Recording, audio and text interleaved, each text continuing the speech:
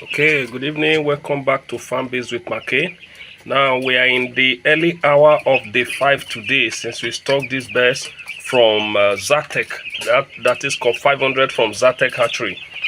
We are still providing heat for these chicks, then giving them all the necessary support we are supposed to be giving them. That is maintaining the temperature, keeping everywhere dry, and all of that. Now there is one major thing I want to really talk about today that is peculiar to brooder. That is when you are brooding chicks in brooder like this. Before that, I want to really let us know that we've not had any mortality today, being the early hour of day 5. The mortality is 0. The number of birds we stock plus the extra that they added is still the numbers that we have in this brooder, and there is no showing any sign of weakness or any sign of illness, all that. So this is actually because we've been doing what we're supposed to be doing since day 1. In fact, since before we brought in the chicks, that is keeping the brooder the way they ought to be, then doing the preparation, the washing, disinfection, and all of that before introducing them. Now, what I really want to talk about today is what some farmers do overlook, especially when they are brooding their chicks. Now, that has to do with the bedding materials. Now, everywhere in this brooder has to be dry. Very, very important, because as at this early hour of day 5, what I normally do, especially the areas around the drinkers where the bed drinkers is, and the area around, the floor around where the nipple drinkers cups are. So what I do, as they peck on the water that is on the pin, there will be some water dripping to the floor, especially if there are much around that particular nipple drinker or that bed drinker. So what I've been doing since, I just go around that area. If I discover that place is wet, I pack that spot and then replace it with another bedding materials. So preferably what I've been doing is to pack that spot, then add sawdust to the base before spreading some little wood shaving on top. In that way, the brooder has been kept dry since we brought in these chicks to this brooder. But that notwithstanding, that will not replace us changing these bedding materials as at when due, because looking at it, I've not been perceiving any ammonia, because the whole place is still okay. That is because though everywhere is I use tarpaulin to cover everywhere, I still in a way create some space for fresh air to come in, as well as for fresh air for store air to exit the brooder, so that it will not affect them in any way. Now, one thing I discovered about using this wood shave is this. You see, as the poo, if you are looking at it right now, you think, okay, it doesn't absorb enough poo. There is a whole lot of poo in this wood shavings that you are looking at right now. Now, maybe by day 6 or day 7, that is in about 48 hours from now, I will need to replace this bedding material, so that I don't introduce of any kind of diseases like coccidiosis into this pen by myself. I wouldn't love that, so I have to replace this as quickly as possible. That is by day 6 tomorrow, or by that early hour of day 7.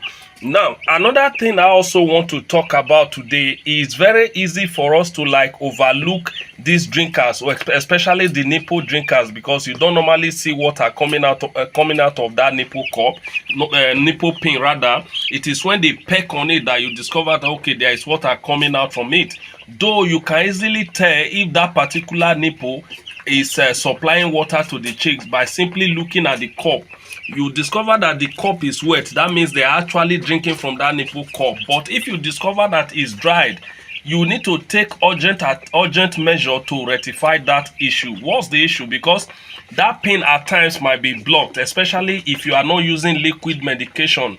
So this also brings me to the fact that whichever medication you want to use for your nipple drinking system, especially if you are using this automatic nipple drinking system, try to source for liquid medication first. Though liquid medication can't all be available all the time, because at times you may do with what you have.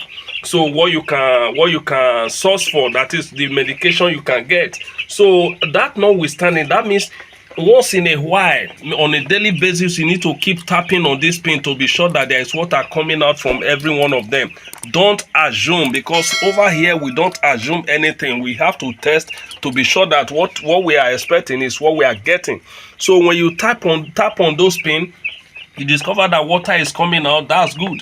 That means they don't have the system that you set up is working the way they ought to be working. This is what we do on a regular basis. Now, once at times, if you meet that pin block, maybe you tap on it, the water is not really coming out the way it ought to be coming out. What you do in that case is to lose this red stuff, twist it and then remove it. So if there was anything blocking that water from flowing freely, you see that stuff will flush out and then you quickly push it back.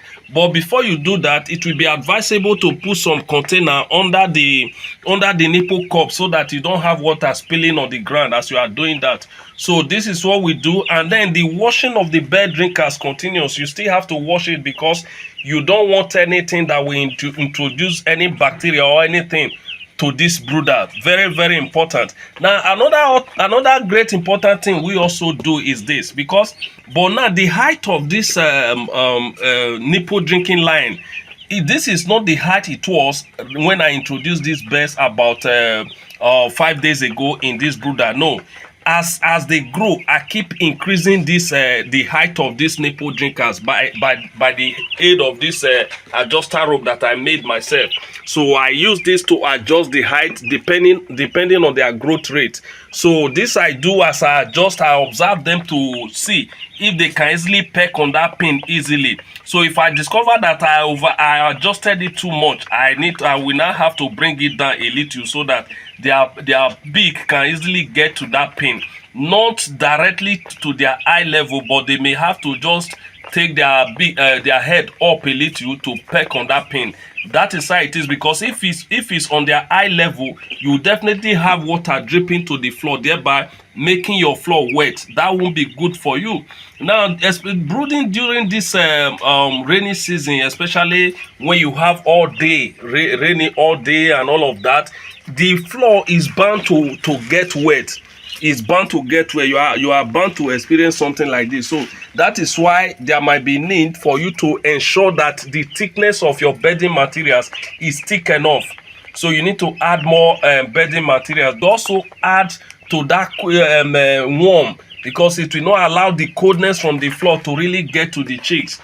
I am still providing heat to these chicks right now, though we are in our day 5. This is because of the season we are. If we were to be in dry season by this time, I should have been thinking of stopping the provision of heat for them. So though sun during that time, sun will always be of help during the day, while at night you put on the heat source for them. But I'll have to observe this for day 7, day 8. So the way I normally observe this, though the thermometer has been giving me what I wanted, but that is not enough. Though the temperature there is okay, I also need to physically observe the chicks. Are they panting? Are they opening their mouth, spreading their wings as I on the heat source? Though the thermometer is reading what it's supposed to be reading. Anytime I observe such, what I do is to open up the tarpaulin a bit so that more space, there will be more space for some heat to exit the brooder. After some time, you see them maintain the normal posture they ought to maintain. So these are some of the things you need to do in the brooder to ensure the survivability of your chicks. Very, very important. You don't assume stuff. You don't assume, okay, you've provided heat for them, everything is okay. No. Once come around, check it. Is everything okay the way they ought to be? While still maintaining that ad libitum feeding, giving them bit by bit. Very, very important. Don't just pack the whole thing there and leave. Give them bit by bit. This is one of the secrets that leads to that massive weight by that day 35. Don't just pack feed and leave. Give them little by little, because like today now, since morning, the number of times that I have come here to add feed to their tray feeder is more than 6 times. So that is what I do. I give them little by little, give them little by little. Even when I'm not around, I instruct whoever I place in charge to be doing this. This is one of the secrets that we normally use to achieve massive weight by day 35. Again, it's not time for us to replace this flip top feeder before we get to day 8, day 9. You may not see this feeder there again. We will now replace it with a bigger feeder that they will be eating from by that time. So I will tell you when exactly to remove it from the brooder, so that you don't keep wasting your feed. But thanks to the bedding materials, that is the wood shaving that we are using as our bedding material, so they don't spray it much on the feed. Though if there are some, it is easy to remove compared to that of sawdust. Though most times it has been sawdust that I've been using most times, but due to some circumstances beyond my control, I had to get these wood shavings to use for this particular batch, and it's a very good one, I must assure you that. Thank you so very much. It's the little update I want to share today, early hour of day 5. Again, if you've not seen all the videos that we've uploaded since we started this batch, you can check them out in my channel. And this like the 5th video or the 4th video or the 5th video since we started. You can check them out to know what we have done so far, so that you can catch up. And if you find any of my video helpful, in a way to say thank you, kindly do well to hit the subscribe button, turn on the notification icon, like, comment and share, as this will help us to grow our channel and reach a larger audience. Thank you so very much.